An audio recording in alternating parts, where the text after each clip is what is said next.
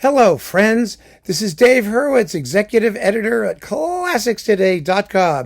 Here with, the time has come, Yunchan Lim's Rachmaninoff Third Piano Concerto, his live 2022 Van Cliburn Competition Finals performance with Marin, Alsop, and the Fort Worth Symphony Orchestra. Now, I listened to this and I said to myself, why don't I like it more? He's a phenomenal pianist. He really is. His transcendental etudes from the same competition were like amazing. And this particular release has fantastic notes by none other than Jed Disler himself, the piano maven. And, you would think, of course, like many productions these days, it seems to be made more for streaming. I mean, there's no coupling. It's a 44-minute CD. There's no effort to fill up the disc. The packaging is nicer than it was in Nicola Benedetti's horrible Beethoven violin concerto. But, you get like a jewel pack. It's in plastic with the old classic Decca logo. And, they're trying to make a point, evidently. They have him. He's theirs. And there he is. He could actually kind of use a haircut, I think. But that's just jealousy. I mean, he's got hair to cut. So maybe I shouldn't talk. Here's the point. The Rachmaninoff Third is a symphonic creation. Remember, Rachmaninoff played it in New York with Mahler conducting. Now, there's a performance I would have loved to hear as a fly on the wall. But it's not just about the piano. It really is equally about the orchestra. Lim is fabulous. He really is. He's got the music in his fingertips. His instincts are good. I can't think of a spot. Well, I can think of a couple spots where he could maybe be a little bit more reflective or careful. I mean, he gets swept up in the moment, but you want that, right? But reading reviews of this, and I read like a zillion reviews of this because I was very curious to see what other people were saying. And, they were raving. The greatest since Argerich, the greatest since Rachmaninoff. Bullshit. That's nonsense. First of all, it's not that Lim isn't as good. He is. He really is. But the performance is a souvenir of a moment. It is not a well-prepared, captivating performance of the Rachmaninoff Third Piano Concerto. I mean, when I go back and think of, people mention, Argerich and Rachmaninoff because they want to compare him to like the fastest and the loudest, and then the composer himself. That does him a disservice. It really does. First of all, it doesn't allow him his identity as a pianist, but second of all, the great performance of the Rachmaninoff Third also reflect an intelligent interaction between piano and orchestra. Right at the very beginning, you've got the tune, the piano plays the tune, and then the piano goes underground with all the figuration while the orchestra repeats the tune. It's called a counterstatement in musical technical terms. It's played by the cellos. You don't even hear them here. What you hear is a piano going. I know that was not his intention. It could not have been. It's just a fault of the recording. And time again, the balances are really off.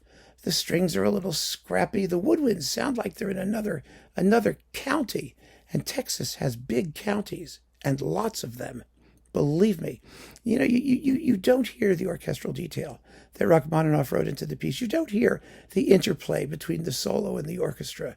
The best movement is the intermezzo, the slow movement, which can just die. It really can. I mean, it can be just awful. Here it is beautiful and limpid and flowing, and the waltz variation is wonderfully integrated, and it's a beautiful performance. It held me completely spellbound throughout. It really did. The finale is exciting. I mean, he whips through it, but that second subject, especially on the recapitulation, was going da-dum, ba-ba-dum, ba-ba-dum, ba-ba. He's just pounding. Let's face it. It could have harmony. You could hear the notes a little better. It's exciting, but the orchestra has no power. the orchestra has to match the piano. I mean, before the big tune at the end just wells up like a Texas geyser, a gusher, an oil gusher, whatever you want to have in Texas. It doesn't gush the way it's supposed to, but it's tremendously exciting piano playing. I'll grant it that. There's more to this music than that. And the great recordings, whether it's, Horowitz in 51 or the modern ones. I mean, think of it. Let's see, who have we got? We've got Kochis and DeVart, Stephen Huff with Lytton, Marc-Andre Hamelin with Janowski. Is it Janowski? Yeah, it's one of those people. and Yurovsky, pardon me. There we go. Janowski is right. It's an Offsky. He's doing it with marvelously. And Rostropovich and Pletnev, that was kind of interesting. Edel Barrett and Anthony Vitt, that's a really good one. There are Earl Wild and Yasha Horenstein. They all have a really fine orchestral accompaniment, excellent sonics, and an interpretation that understands the interaction between the piano and the orchestra. Here, you don't know whether he gets it or not because you can't hear it. So it's a technical issue. It is. He deserves the opportunity to make which you might, I would say, I don't want to use the word definitive. It was beaten out of me when I was a young critic. Sedge Clark at High Fidelity said, never use the word definitive. So I won't. But he deserves the opportunity to make a recording of this work under more controlled conditions, with a better orchestra, with better sonics and better engineering. I'm not interested in listening to a 44-minute work for piano and very active orchestra where you don't hear the very active orchestra, and where, as a consequence, you can't judge anything other than the technical aplomb of the pianist, which is second to none. He's a phenomenal piano technician, and I gather that he understands the work, but there's a lot more to this music than we hear in this performance. And that's just a fact. So all these people who are jumping up and down and screaming and raving and going crazy, they want to do that. That's the world of piano fandom, in operation. Everybody's looking for the next big thing, and the next big thing that they can publicize and they could scream about and they can show. Oh, listen to how well he plays those octaves, or how fast he can launch the finale. Well, yes, it's all very impressive, but it is not a successful performance of Rachmaninoff's Third Piano Concerto. So, if you're interested in the latest thing, then get this, Phil, feel free.